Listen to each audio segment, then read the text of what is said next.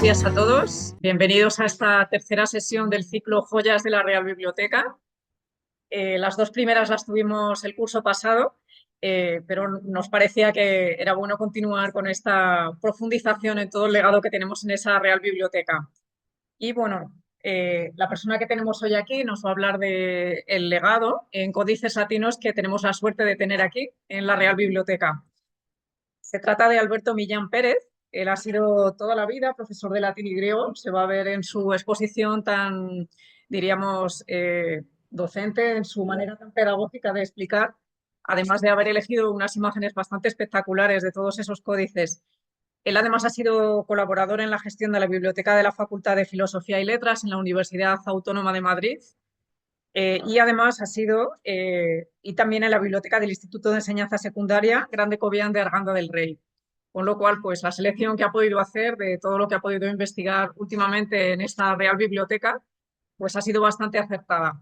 Quisiera robarle más tiempo a Alberto porque tiene muchas cosas interesantes que contarnos, así que le dejo ya que comience su conferencia. Fue ella la que inició todo esto, fue la que me propuso el hacer esto. Luego pues ya surgió la posibilidad de hacerlo y nada, me causaba un poquito de pánico meterme en estos asuntos porque no tengo un conocimiento muy amplio de la biblioteca del monasterio.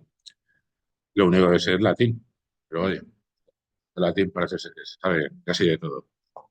El caso es que, nada, bueno, pues he querido centrarme. Bueno, pues son tres los aspectos que he estado tratando. Y en primer lugar, y muy brevemente, pues hablar de la historia de la creación de la biblioteca, cosa que parece ser que ya don Luis Valle, los del monasterio y, pues, el encargado de la biblioteca, ya, ya lo ha hecho. Y le he enviado simplemente pues, unas cuantas fechas para entender cómo fueron haciéndose. La segunda parte hablaría de la codicología, de cómo se realiza un códice, qué es un códice, y ver, pues, pues, códices particulares que están en el comentario de los códices, tan extenso también, lento, y pues, un poquito en unos pocos autores, elegido autores romanos, del siglo I antes de Cristo, primero después de Cristo, y que son muy significativos en la historia de la literatura latina, y he preferido pues, centrarme en lo que puedo entender algo. He querido meterme en misales, Biblias, que para mí es un terreno bastante menos frecuente. Bien, pues empezamos con historia de la biblioteca. Vale.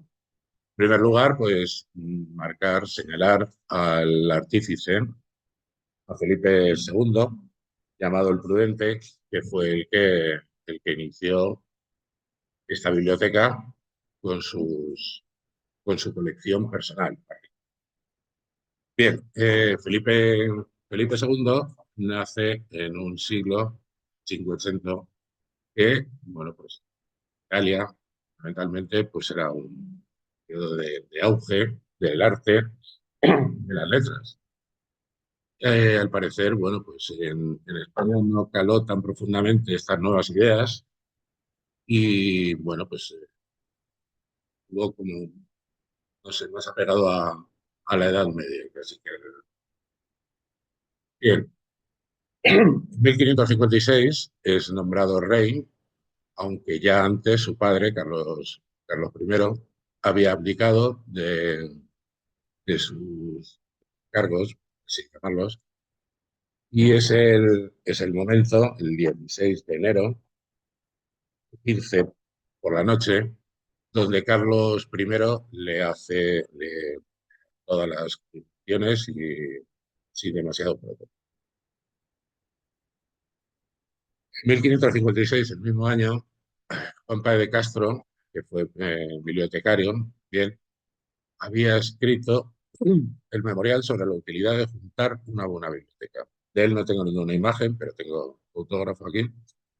Y en este memorial, bueno, pues habla de la necesidad de crear una biblioteca que él proponía en principio que fuera Valladolid o Alcalá de Henares, puesto que eran centros culturales, universitarios, y le indica, bueno, qué elementos tienen que tener una buena biblioteca y cómo debe conformar. Y esto es lo que sirve de base, pues, para que se vaya juntando una buena. El 10 de agosto de 1557 se produce la batalla de San Quintín, que es especialmente relevante porque este es el hecho que motivó y que sufragó hasta cierto punto la construcción del monasterio. Eh, esta batalla pues, se integra en unas guerras, las guerras de Italia, en las que España se enfrentó con Francia y cada uno de ellos tenía sus aliados. Bien, el hecho de que fuera el día de San Lorenzo, pues a santo al que Felipe II tenía especial devoción, pues ya le indujo a pensar en crear este monumento. Él estuvo eligiendo el sitio durante bastante tiempo hasta que se encontró este lugar que era especialmente indicado. Bien, el 21 de septiembre es cuando muere Carlos V, pero ya antes había, como he dicho antes, abdicado de todos sus cargos, de todas sus coronas, y se las entrega a Felipe II. Felipe II en ese momento, pues sabemos que es el rey de varios continentes, de varios océanos, y, y su reino, pues, de donde no se encuentra el sol.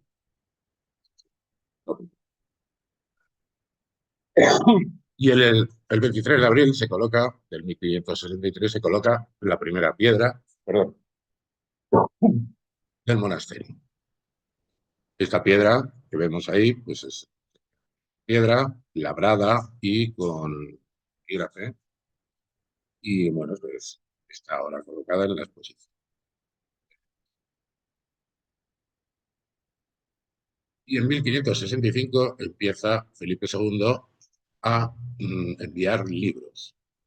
Todavía, evidentemente, el monasterio no estaba construido y había comprado una finca, la Fresneda, que se llama La Granjilla también, y aquí, bueno, pues se instalaron los monjes jerónimos para, para poder, para poder atender a sus obligaciones. Y aquí es donde vienen los primeros arcones llenos de libros. Y aquí comienza lo que se llama la librería rica, la librería de Felipe II, personal. Algunos de ellos eran duplicados que tenían en el Real, otros eran originales. Bien, más. Años más tarde, efectivamente, va enviando cada vez más escritos, más códices. Bien, y en 1566 ya menciona la necesidad de no guardarlos en la Fresneda, sino ya en el monasterio.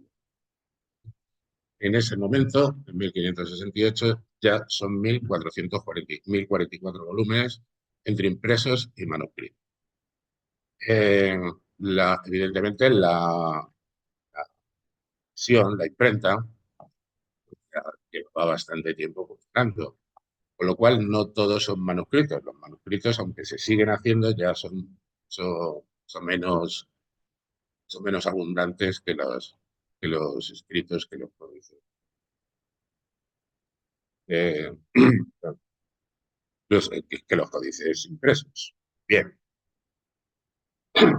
En 1571 ya empiezan a trasladarse los monjes jerónimos y comienza a ser habitado. Bueno, se fue haciendo por partes y alguna parte, como vemos aquí en esta imagen, pues ya estaba casi terminada, aunque todavía faltaban bastante por hacer. 1575 tenemos aquí a Fray José de Sigüenza, un personaje muy importante en la creación de la biblioteca y también no solo de la parte libraria, sino también de la parte artística. Cuenta Fray Juan de San Jerónimo que ya había 4.000 cuerpos. Y bueno, Fray José de Sigüenza fue no el primero, pero sí el que dedicó más tiempo a la ordenación, catalogación de todos los manuscritos, todos los códices que había en aquel momento. El cuadro este se puede ver todavía en la biblioteca del ministerio y él colaboró con, en la representación simbólica de las pinturas, de los simbolismos que hay en las pinturas del libro. En 1584, 21 años después de la primera piedra, se coloca la última piedra y ya de aquí la Orden de San Jerónimo y es visitada ya por cuales, por monjes de toda Europa. E incluso el rey, bueno, pues tiene muchas estancias donde disfruta de la lectura, e incluso él mismo va registrando los libros, los nota, los tacha para ver cuáles son los que son de su interés. En, en 1598 muere ya Felipe II, 13 de septiembre, con medio de grandes dolores, parece ser. Y bueno, pues ahí no, evidentemente no termina la biblioteca. Sin embargo, bueno, pues se ha hecho en falta la energía que mostraba Felipe II en este. Hubo grandes colaboradores para la adquisición de nuevas obras. Por ejemplo, Benito Arias Montano, que andaba por los Países Bajos en aquel momento, habló con bastantes libreros y al parecer, bueno, pues era un lince en la subasta y en la compra de los libros. Consiguió bastantes ejemplares por un precio muy, no módico, porque estos libros son carísimos, pero sí a casi la mitad del precio que le proponía. Intentaba no decir jamás que eran libros para Felipe II, porque si no subían el precio. Los libreros de aquel momento pues, eran comerciales. Bien, el padre Antonio Mauricio en 1619, aquí ya, bueno, pues la biblioteca está prácticamente formada en su totalidad, aunque se incorporarán los elementos. Y este señor le sugirió a Felipe III para que todas las publicaciones nuevas tuvieran un ejemplar en el monasterio. Bien, pero en 1671 ocurre que el monasterio arde y arde durante bastante tiempo y se perdió parte del edificio y sobre todo se perdieron muchísimos. Pena, pero no hubo manera de extinguirlo rápidamente y, y fue, bueno, pérdida de muchísimos elementos que eran realmente importantes. Y sabios, por ejemplo, se perdieron aquí. Bien, pasamos al siglo XIX rápidamente y aquí tenemos que durante la guerra de la invasión de los franceses, bueno, pues estuvieron aquí y decidieron, puesto que eran los administradores, llevarse todos los libros de la códices e impresos. Y se los llevaron a Madrid para luego trasladarlos a Francia.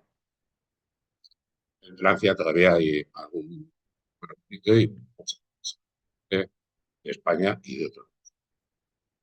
Bien, pero rápidamente, bueno, pues con la independencia y ahí todos los códices, todos los fondos se trasladaron a la Biblioteca Real, la Biblioteca internacional que conocemos. Que se guardaron durante bastante tiempo y en principio parecería que ese sería su sitio definitivo. Pero en 1814, y a petición de los jerónimos, Fernando VII hizo que todos esos códices que pertenecían a la biblioteca del monasterio se recuperaran y se...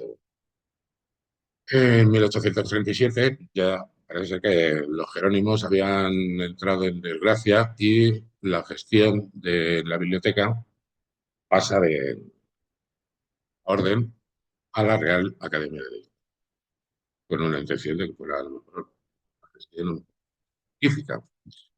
Pero no fue así porque en el 54 vuelve a manos de los jerónimos, de nuevo. Bien, parece que tenían bastante influencia sobre la monarquía. Bien, y en 1872 un nuevo incendio, el 2 de octubre, hizo que se perdieran también un material y sin embargo, bueno, se logró salvar, se logró extinguir el fuego bastante antes que en el otro. Y bueno, en esa imagen, muy curiosa, vemos cómo todos se afanan por coger y recuperar los libros que tiraban incluso por las ventanas para salvarlos de él. En 1885 ya los jerónimos desaparecen del historial y pasa la gestión a los agustinos. Eso es lo que, bueno, están en el colegio del monasterio del Escorial. Muy llamativo el lema de los agustinos, porque yo lo he puesto, tolle leve, son las palabras que le dijo un niño a San Agustín, que dio un libro para que leyera una carta de San Pablo a los romanos. Bueno, lo produzco esto pues para que vea la importancia del libro. Fíjate que en el escudo pues hay un libro y otros elementos. Bien, el último gran catálogo que se hace, porque hubo muchos, de hecho hubo un sacerdote polaco trabajando aquí en el monasterio e hizo una recuperación de muchísimos códices que había que unir porque las páginas se habían soltado, había que paginar y había que, bueno, pues un pequeño resumen para que se pudiera encontrar la referencia mejor. Pero en 1903 el padre Guillermo Antolín Pajares pues hace una obra inmensa, magnífica, en 5 tomos, que es el catálogo de los códices latinos. Y bueno, pues ahí, salvo error, dice, pues habría unos 3.327. Evidentemente, estos solo son los que están escritos en latín. Hay una gran colección de manuscritos en griego, en árabe, en hebreo y en lenguas. En 1995 comienza ya la época más moderna, la gestión de la... Y con la página web, que es realmente muy recomendable, está muy bien hecha, bueno, pues ya se evita de alguna manera el manoseo de los libros, pero son elementos muy delicados, son pergaminos y es piel, al fin y al cabo, con lo cual puede perjudicar. En esta página web se puede encontrar perfectamente manuscritos latinos, he contado 330, fotografiados con una calidad muy buena y bueno, pues con eso he trabajado yo, no he tocado un proyecto.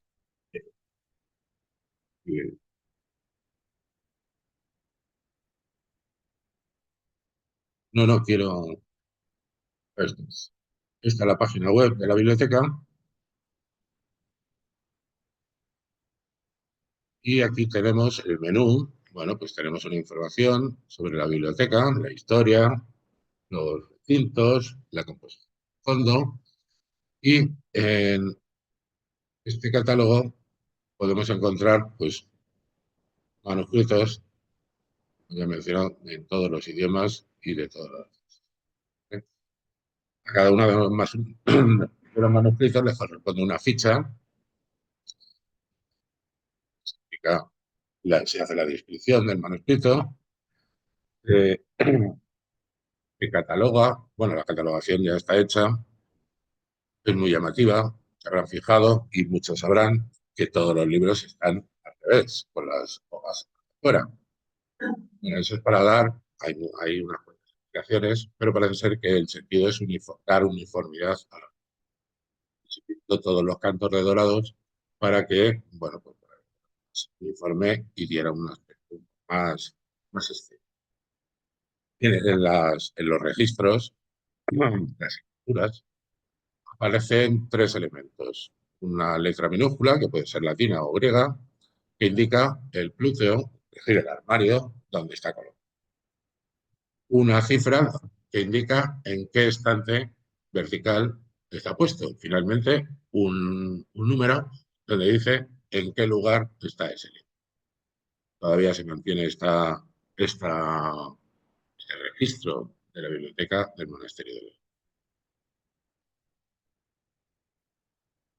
Y bueno, pues esto me lo recomendó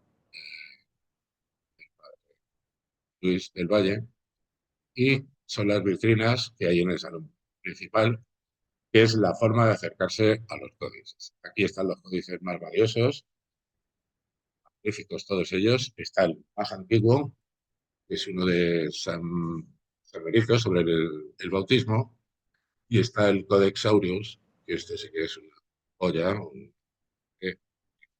Pues con esto terminamos la primera parte. Unas cuantas notas acerca de lo que es un códice y la confección y el trabajo que llevaba el realizar estos artefactos, que llaman, que están hechos con arte, evidentemente. Para el estudio y análisis de los códices, bueno, pues hay varias disciplinas que se ocupan de ello. Básicamente todo lo reúne la filología, pero tenemos por un lado la codicología, que estudia el códice como objeto, con su creación, su formación, sus elementos, más la parte física e incluso artística. Por otro lado tenemos la paleología, perdón, que es la lectura de los textos escritos en los códices. Bien, en cuanto a la codicología, se habla, bueno, fundamentalmente habla de la elaboración y del íter, del camino que ha sufrido ese códice, desde que se escribió, en donde se escribiera, hasta donde ha llegado. Y entonces, bueno, pues en algunos sí hay testimonios de quién eran los dueños de aquellos códices, cómo se transmitieron de una parte a otra, y la historia de ese códice y, sobre todo, la concepción. Y la concepción, evidentemente, comienza en los escritores. Los antiguos copiaban, escrito evidentemente a mano, en los monasterios. Ellos muy famosos por la cantidad y calidad de sus. Y bueno, básicamente, aquí supongo que todo el mundo ha visto el nombre de la rosa y alguno habrá leído el libro y todo.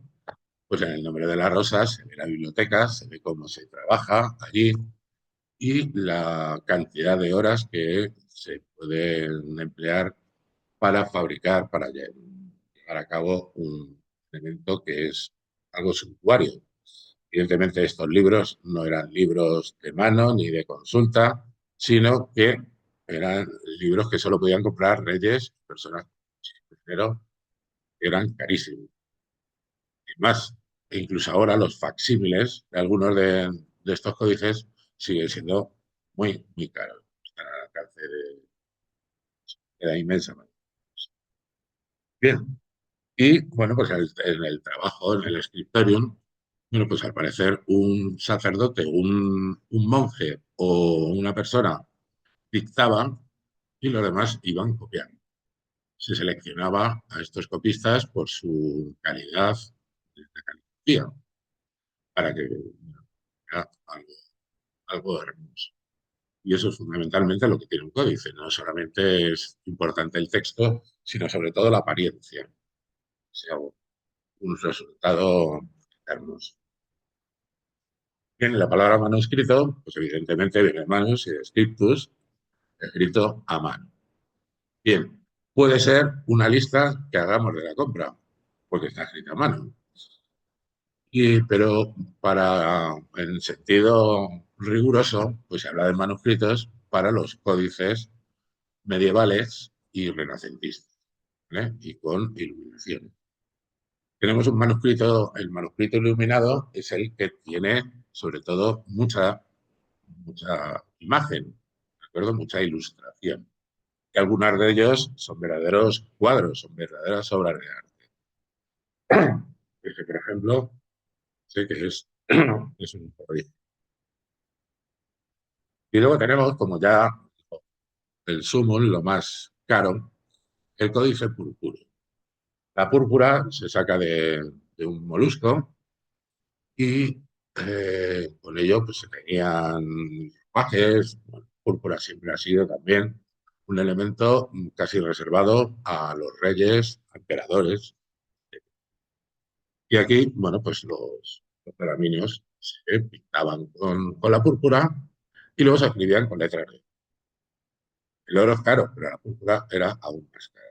El Codex Aureus que hay aquí en el monasterio es un códice no purpúreo, pero sí con unas ilustraciones. Bien, cuando se aborda el estudio de un códice, pues físicamente hay que tener en cuenta diversas cuestiones. ¿Qué forma tiene el libro? Nosotros conocemos casi exclusivamente una forma, que es la del códice. Luego, ¿qué materias se utilizan para escribir? ¿Qué herramientas? ¿Qué tintas y colorantes se utilizan? ¿Cómo se van uniendo las hojas para crear cuadernos y con ellos fabricar el libro? Luego preparar la página, decorarla, que era antes, y finalmente lo que se hace es el libro, palabra que procede de biblos, biblion o biblion en griego, procede de la ciudad de Biblos, Fenicia. Bueno, pues en principio tenía la forma de volumen, ¿eh? La palabra volumen tiene que ver con el verbo envolver. Ya va. Y en la antigüedad, bueno, pues se utilizaba realmente el papiro, que era más elástico, pesaba menos y sobre todo absorbía mejor la tinta. Bien, llegado un momento, el papiro entró en decadencia por carestía y porque empezó a dar material para hacer las hojas de papiro y se puso más de moda el pergamino y también la forma del objeto para ser leído. Y se utilizó el códex. Códice, tiene su origen en las tablillas de cera, eran tablillas de madera que utilizaban en Roma, en las que se daba una capa de cera negra normalmente, el fondo era blanco, y con un punzón, a estilo, pues con esto se escribía sobre la cera, se iba retirando la cera, y si uno se equivocaba, por la otra parte había una especie de espátula y se podía...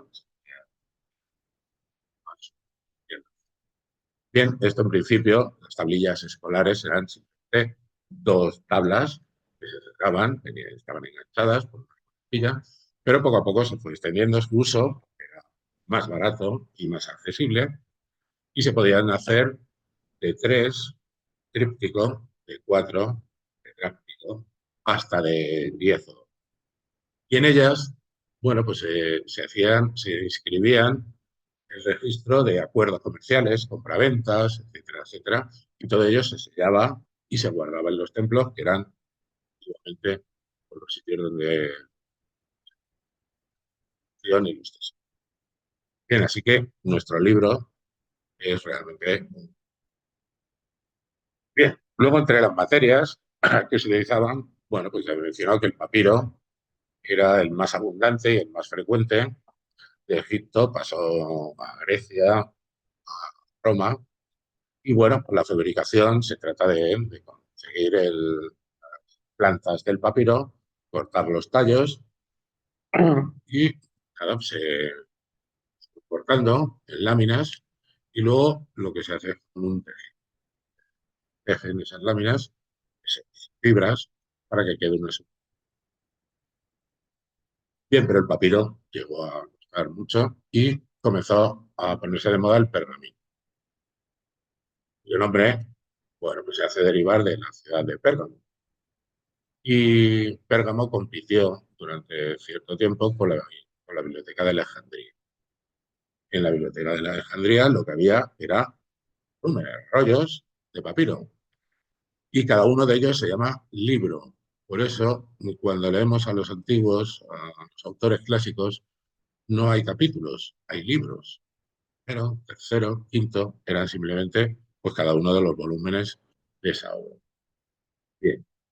El pergamino, como vemos ahí después del tratamiento, pues es una piel de cordero, de vaca, un animal más, y bueno, pues unos ciertos tratamientos eh, se pule, se raspa hasta que queda una superficie muy fina. Luego ya se recorta para hacer las páginas. Bien, y esto seguía siendo muy caro. El pergamino, al ser de piel, algunos de los pergaminos eran de especial calidad, telas, eh, similar al cordero en italiano, y bueno, pues estos alcanzaban precios exorbitantes. E incluso se habla, pues este detalle, de pieles de animales abortados. Eran finísimas, eran prácticamente no necesitaban ningún. Finalmente, y de China, pues llegó el papel, un elemento bastante más asequible, más barato y muy estético.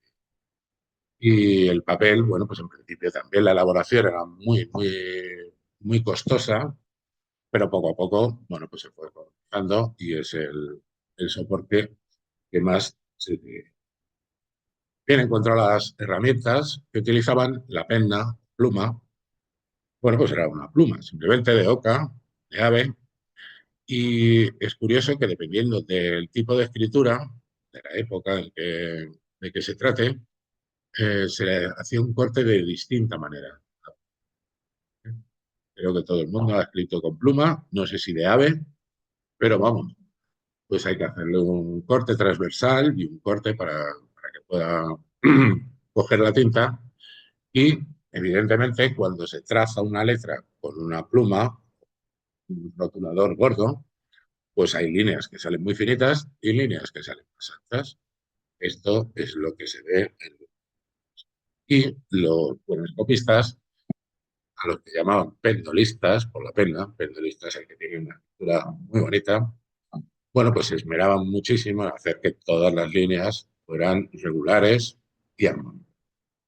Cuando se equivocaban, pues utilizaban el rasorio, un raspador, evidentemente la tinta no se borraba de cualquier manera y la piel absorbía rápidamente la tinta y por ello había que raspar.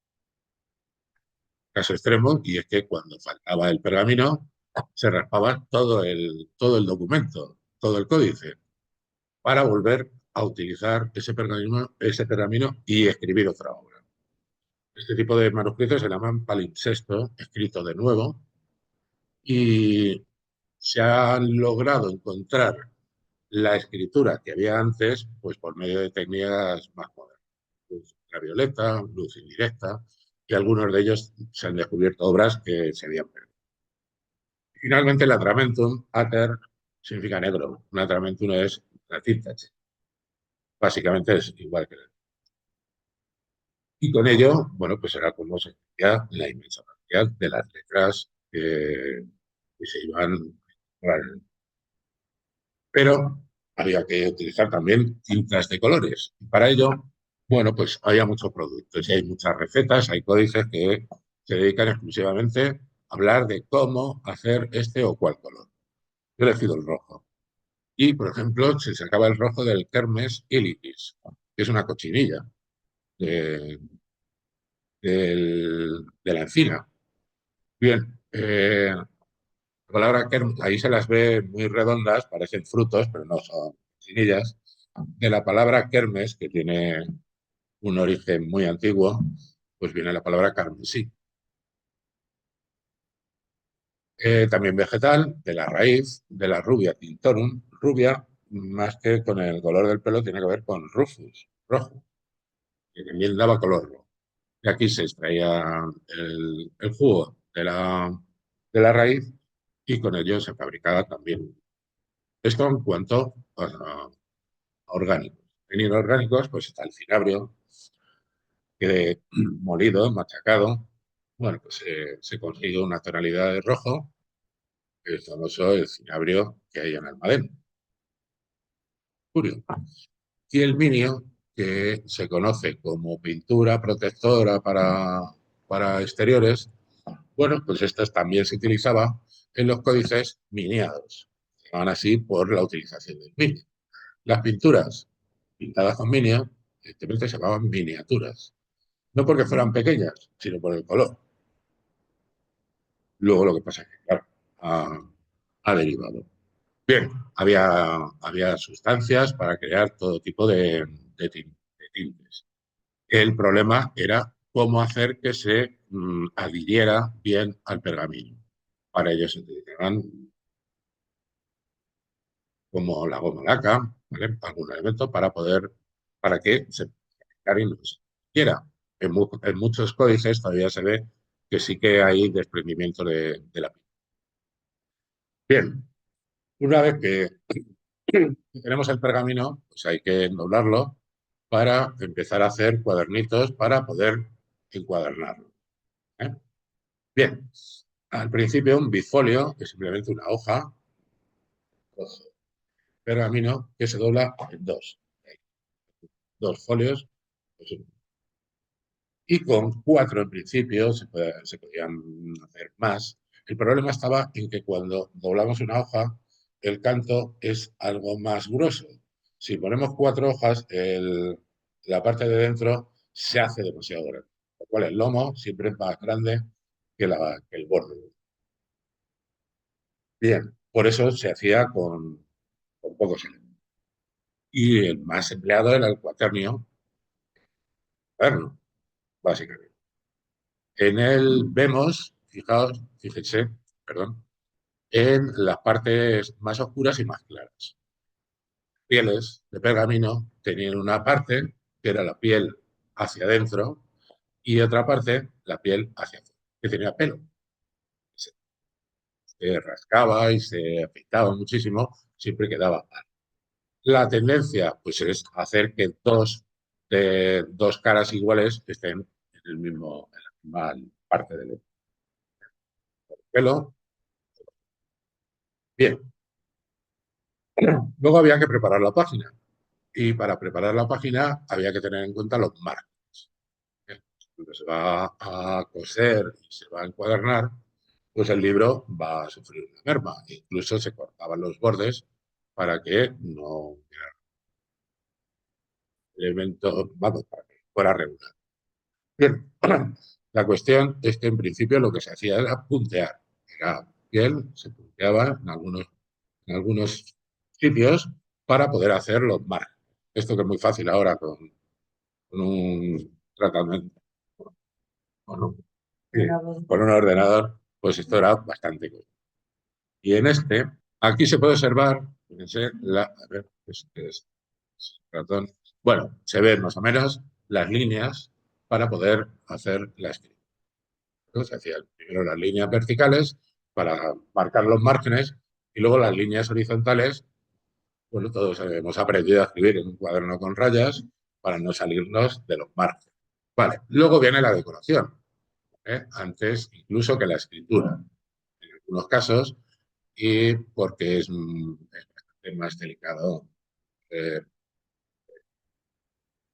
la ilustración que la propia escritura.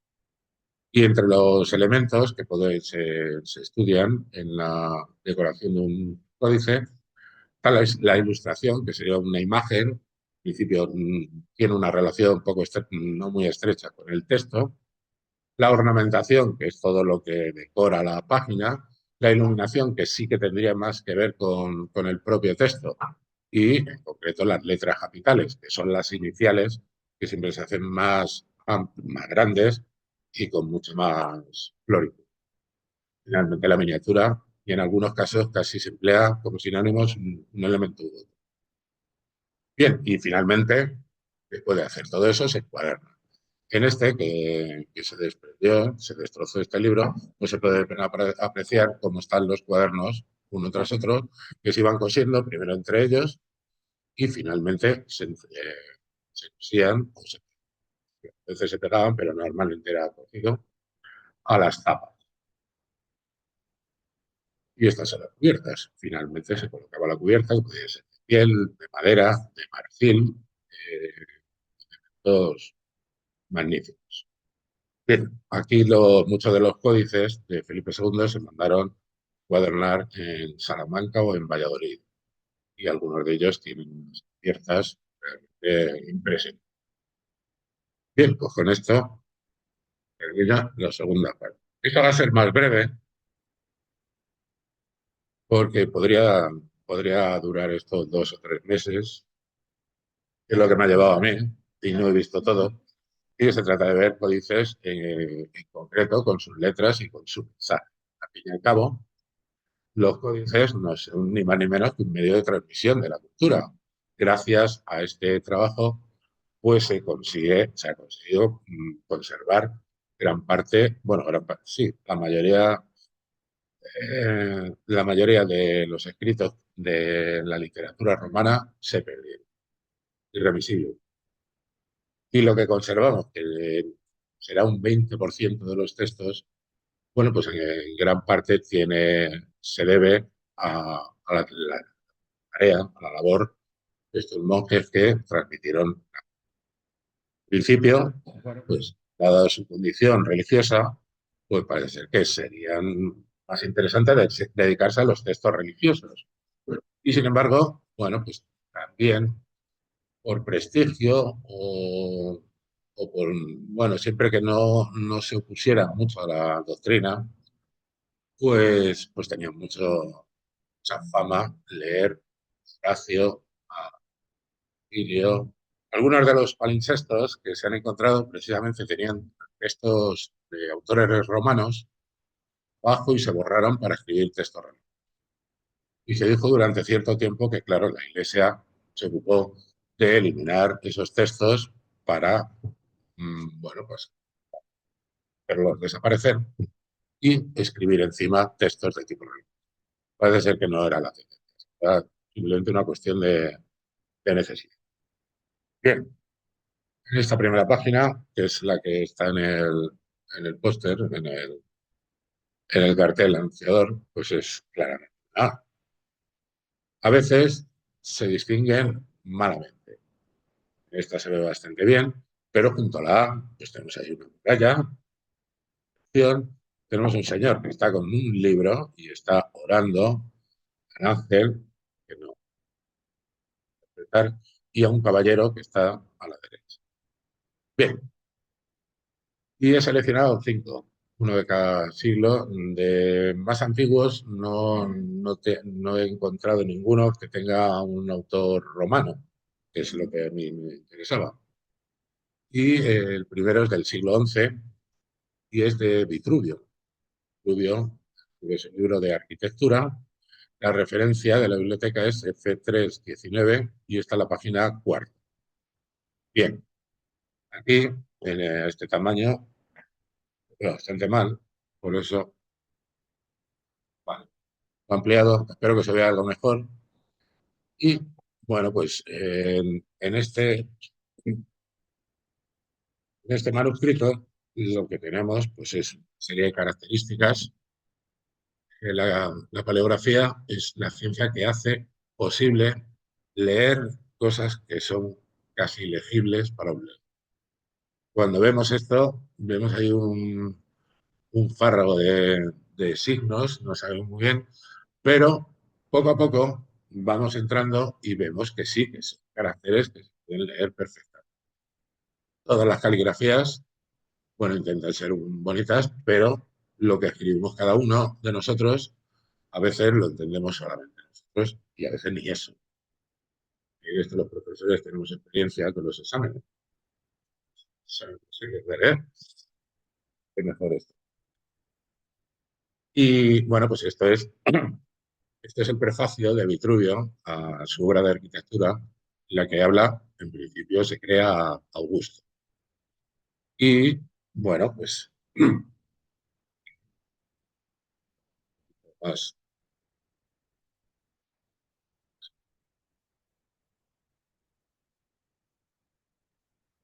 Bueno, por aquí sí.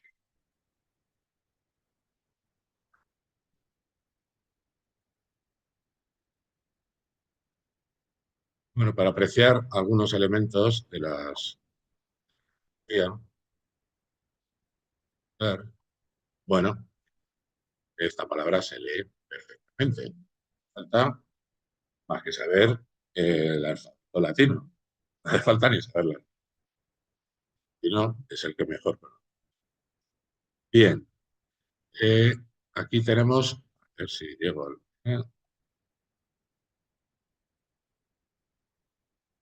lo dejo aquí.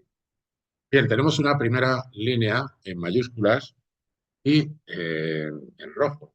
Esto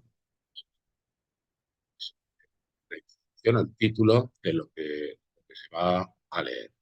Y esto, como dice, de arquitectura, libro primero. Se ve aquí a la derecha, no puedo quitar ese cartel, pero bueno, ahí está.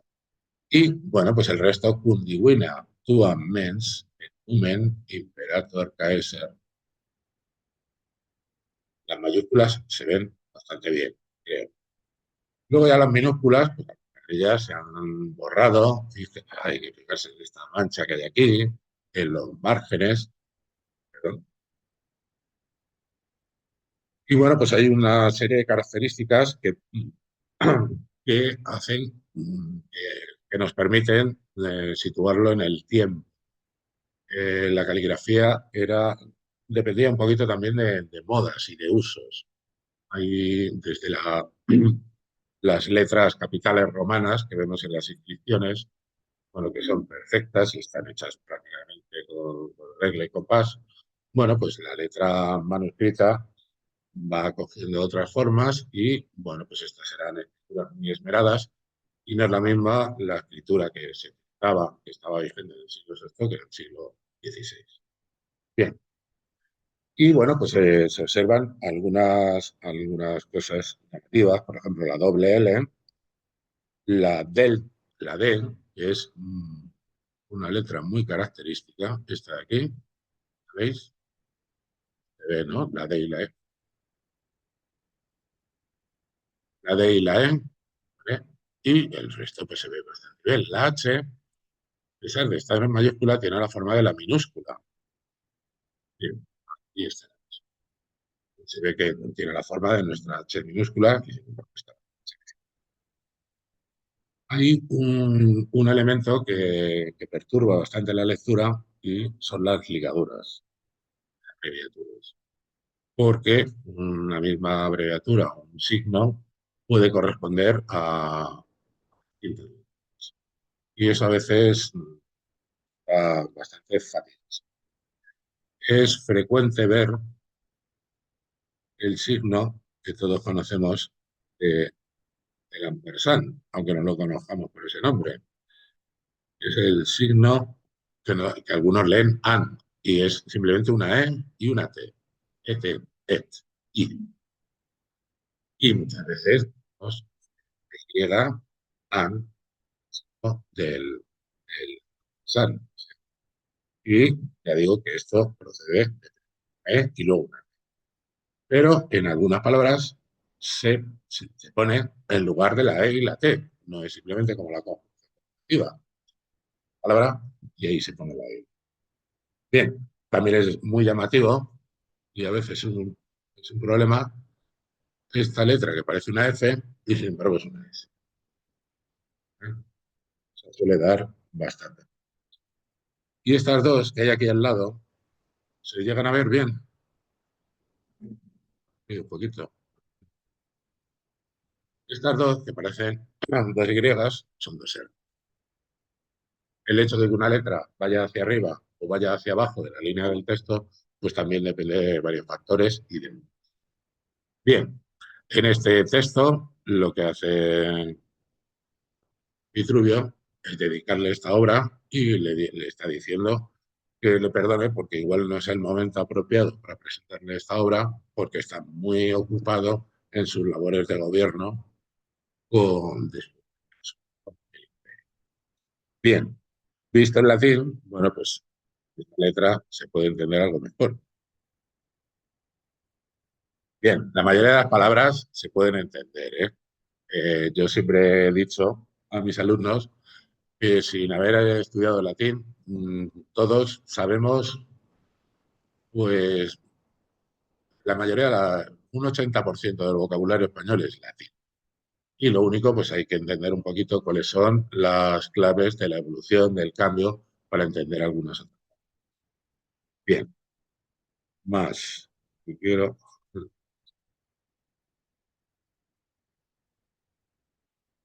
Vale. Esta es una obra de Salustio, historiador, y el título es De Conjuratene Catilina. De la concepción de Catilina, personaje de mala catadura, por lo menos.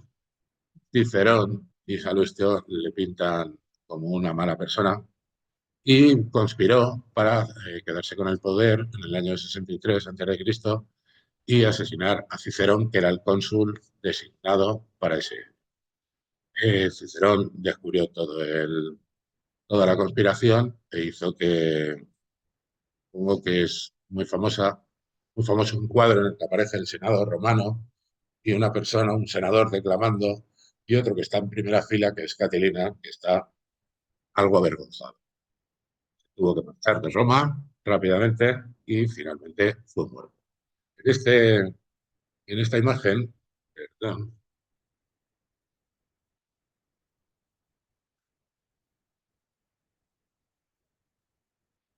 en esta imagen lo que vemos ahí son las distintas asignaturas que se le han dado a este libro, ¿vale? Parte del sello del monasterio. Y el texto, bueno, pues se ve regular, ¿eh? Aquí se ha perdido mucha tinta. En el borde puede ser por la acción de la saliva y del dedo al pasar las hojas, cosa que también se ve en el nombre de la rosa, el veneno está precisamente en el margen. Y bueno, pues es algo más difícil. Aquí hay una serie de características que, bueno, pues indican que es algo más moderno. A este tipo de escritura, bueno, no hay tipos puros, siempre hay posibilidad de duda, por lo menos para mí, que no soy un experto, de si es una escritura uncial o caronínica. Bien, esta por la fecha puede ser que sea caronínica. Y bueno, pues aquí habla un prefacio también, una introducción. Las obras antiguas siempre comenzaban con un excurso acerca de la vida, del hombre, del ser humano, cuestiones filosóficas, a modo de presentación. Y en esta nos dice Salustio que todos los hombres que quieran distinguirse de los animales y no vivir siempre mirando hacia el suelo, pues tienen que buscar la elevación en la cultura y en el estudio. Bien.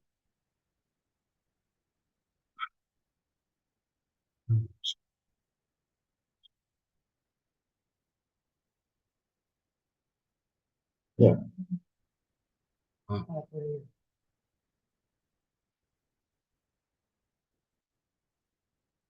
bueno, a ver, no se ve nada. Bien, aquí, bueno, me ha llamado mucho la atención la palabra MICHI, M-I-C-H-I. Es una forma tardía, personal, mi, sin C. Parece ser que se puso muy de moda la forma Mickey y cuento simplemente como existe, y siempre vemos en libros. Mucha gente hablaba y diciendo Mickey, TV, y para mí, esto es para mí y esto es para ti. De ahí pasó a TV, Tiki, Mickey. y al resto pues se pierde. Vale. Y eso es un tiquismiquis, así. Bien, el siguiente texto es de Horacio, es la presencia, pues todo el mundo ha oído hablar, si no del arte poética, del- de muchos de los tópicos literarios que bueno, Horacio mencionó. El Beatus Ille, el Carpe Diem. En este lo que encontramos, bueno, pues es una mayor decoración y se ve una letra capital, una H, bien combinada, que evidentemente bueno, pues las condiciones del manuscrito.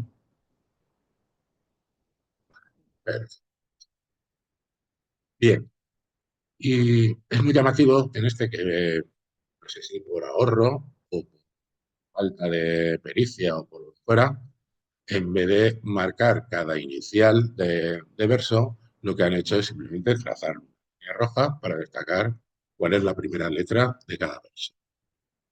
O sea, bueno, llamativo. También llama mucho la atención estas líneas que dan a unos bocadillos o algo parecido en donde se hacían comentarios. Todos estos manuscritos, al utilizarse, bueno, pues eran susceptibles de escribir por quien fuera algún comentario, algún escolio, y en este, bueno, pues se ven entre líneas, pues hay muchas anotaciones, a la parte izquierda, en la parte derecha, se ha escrito mucho que se ve claramente que no es de la misma mano. Bien, y este es el comienzo del arte poética, ars poética de Horacio, que se conoce normalmente por la epístola a los Pisones. Aquí Horacio hace una reflexión sobre qué es el arte y qué es la poesía, la creación. Y bueno, pues tuvo mucha trascendencia y se utilizó como norma durante el Renacimiento, sobre todo.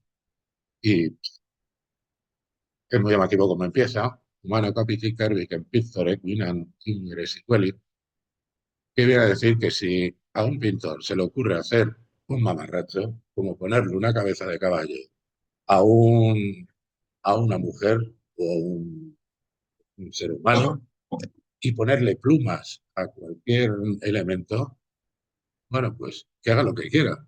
Es libre el pintor, es libre el poeta para hacer lo que le parece. Ahora bien, él cree que no es de recibo el ponerle una cabeza de caballo a un ser. Evidentemente esto tiene mucho más comentario. Bien, y finalmente, Tito Livio, no, ese es el penúltimo, ¿eh? Ya, sí, acabo. Yo creo que ya me he pasado. El caballo que va a ser más breve. En este de Tito Livio, Apurbe Condita, que narra la historia de Roma desde la fundación de la ciudad, Ab Urbe Condita. Estas eran las letras que se utilizaban para fechar eh, igual Roma. Evidentemente no se conoce. Cuando se conocía a Cristo, difícilmente se databa como. Y la datación era desde la fundación de la ciudad en el año 776. Bien, este está a dos columnas y llama mucho la atención la primera inicial, que se lleva media página. ¿Eh? Y en ella, bueno, pues tenemos ahí un personaje también con un libro en la mano. ¿Eh? Y en el texto, fíjate, aquí la letra, por sus características, ya va apareciendo un poquito más letra gótica, que creo que es bastante más conocida por todos. De hecho, hay una fuente en Windows que tiene una forma muy parecida a la web. También se pueden conseguir las fuentes para escribir en carolingia, pero eso es un poco raro. Bien, bueno, pues aquí se pregunta sobre la necesidad de escribir estas comienzo. Aquí tengo la traducción de José Antonio Villar, que está en la colección de Gredos, y dice que no sé si merece la pena que se cuente una historia que sabe todo el mundo ya. Resulta que la mayoría de la gente que ha escrito sobre esto últimamente lo hace simplemente para alardear de su cosa. Empieza y él, bueno, pues tiene este rasgo de humildad de decir, realmente vale para algo lo que estoy haciendo. De Tito Livio se han perdido gran parte de esta misma obra. Se conservan unos cuantos libros, no demasiados, y bueno, pues es un autor muy ameno. Para los romanos la historia no era una ciencia, era una forma literaria. ¿Cuál importaba más? La expresión que el contenido. Si no se era muy preciso en datos, en fechas o en acontecimientos, tampoco era para tanto. Pero lo importante era la elegancia. Es Julio Virgilio, la Eneida. En este códice están las tres obras de Virgilio, las bucólicas, las geórgicas y la Eneida. Y aquí está el comienzo de la Eneida. Comienza con una arma virumque cano, que significa canto al hombre, a las armas y al hombre. Esto es una declaración de lo que quiere contar. Va a contar la historia de Eneas, el héroe troyano que pudo huir con vida y que en último término será el antecesor de Rómulo y Remo, que son los tres. Hay una lectura que considero muy recomendable, de la Ilíada, Odisea y otros temas. Y con esto acabo, porque podría seguir hablando otras 2 horas, pero creo que no es bueno para hablar de estos casos. Muy bien, pues muchas gracias.